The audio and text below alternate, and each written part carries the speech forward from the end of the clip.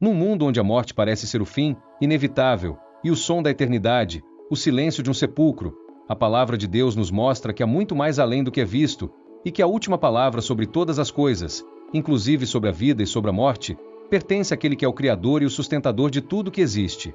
Durante o ministério terreno de Jesus Cristo, este mundo foi testemunha de como a ordem natural da vida está sempre debaixo da autoridade do dono da vida.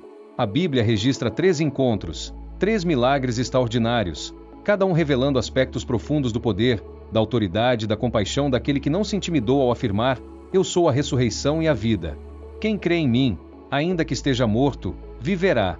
E, a partir de agora, vamos entender como algumas pessoas foram trazidas de volta à vida por Jesus, e como esses milagres transcendem o tempo, oferecendo esperança, fortalecendo a fé e prenunciando o maior milagre de todos, a vitória definitiva sobre a morte, a própria ressurreição de Jesus Cristo. Então, não estamos falando apenas de milagres passados, mas de uma verdade atemporal e transformadora expressa nesses milagres.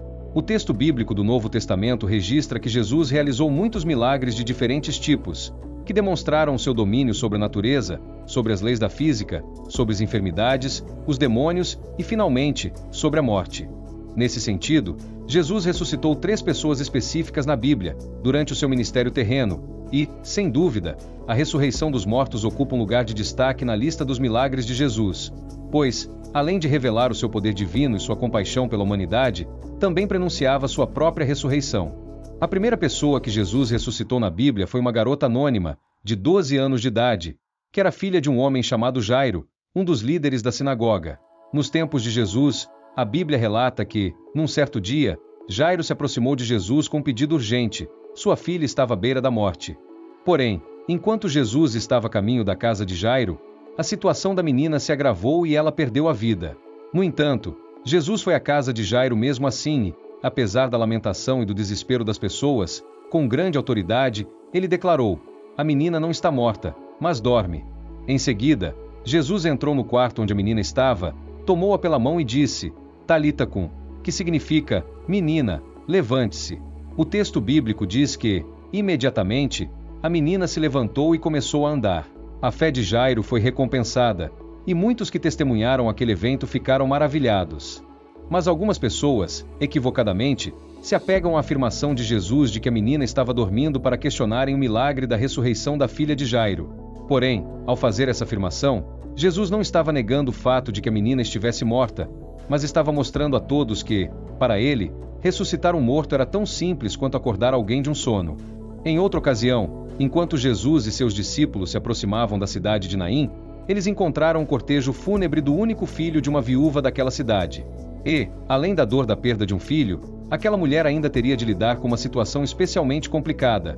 Pois, na sociedade da época, os filhos eram vistos como provedores e protetores de suas mães viúvas. Porém, movido de compaixão, Jesus se aproximou, tocou o caixão e ordenou que aquele jovem se levantasse. Então, o texto bíblico diz que o jovem se levantou e começou a falar, e a ressurreição do filho da viúva de Naim não apenas trouxe alegria e alívio àquela mãe aflita, mas também causou grande admiração entre a multidão. E muitas pessoas glorificaram a Deus, reconhecendo o poder extraordinário de Jesus. Por fim, a Bíblia também fala de Lázaro, irmão de Marta e Maria, e um amigo próximo de Jesus. Quando ficou gravemente doente, suas irmãs enviaram uma mensagem a Jesus. No entanto, Jesus deliberadamente demora chegar e Lázaro morreu. Desta forma, quando chegou em Betânia, Jesus encontrou Marta e Maria lamentando a morte de seu irmão. Jesus, então, profundamente comovido, foi ao túmulo de Lázaro e ordenou que a pedra fosse removida, e, apesar do ceticismo de algumas pessoas presentes, Jesus clamou em alta voz: Lázaro, venha para fora. Então, de forma impressionante, Lázaro saiu do túmulo vivo. A ressurreição de Lázaro não apenas confirmou o poder divino de Jesus, mas também reforçou sua afirmação de ser a ressurreição e a vida. Este milagre levou muitos a crer em Jesus, mas, curiosamente, também intensificou a hostilidade dos líderes religiosos contra ele. Inclusive, o texto bíblico registra que os chefes dos sacerdotes também planejaram matar o próprio Lázaro, que havia acabado de ser ressuscitado, porque eles queriam eliminar a prova do milagre que apontava para o poder de Jesus Cristo.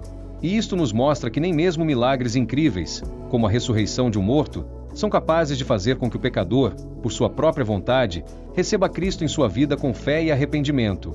Além dessas 3 ressurreições específicas, talvez Jesus tenha ressuscitado mais pessoas durante o seu ministério terreno, visto que o Evangelho de João menciona que nem todos os feitos de Jesus foram registrados.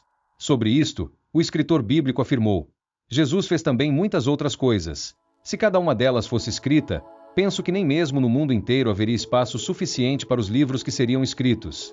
Além disso, é importante mencionar que, durante a crucificação de Jesus, muitos corpos de santos que haviam morrido foram ressuscitados e, posteriormente, apareceram a muitos em Jerusalém. Este evento extraordinário também foi mais uma evidência do poder de Jesus sobre a morte e um testemunho a respeito do significado de sua própria ressurreição e da ressurreição futura dos salvos quando ele voltar. Portanto, os milagres de ressurreição realizados por Jesus não foram apenas demonstrações de sua profunda compaixão para com os que sofrem, mas também revelaram ao mundo a sua divindade e apontaram para sua missão redentora. Esses eventos prenunciam a própria ressurreição de Jesus e a promessa de vida eterna para todos os que creem nele. De certa forma, essas ressurreições testificam a respeito da mensagem do Evangelho, que afirma que Jesus é o Cristo, o Filho de Deus, e que, através dele, podemos ter esperança da vida eterna. Então, ao irmos sobre esses milagres extraordinários, somos convidados a reconhecer a autoridade de Jesus sobre a vida e a morte e nos maravilhar com a promessa da ressurreição que ele oferece a todos que nele creem. Agora, escreva nos comentários se você já sabia quantas pessoas Jesus ressuscitou em seu ministério e se você tem vontade de se aprofundar no conhecimento da Palavra de Deus.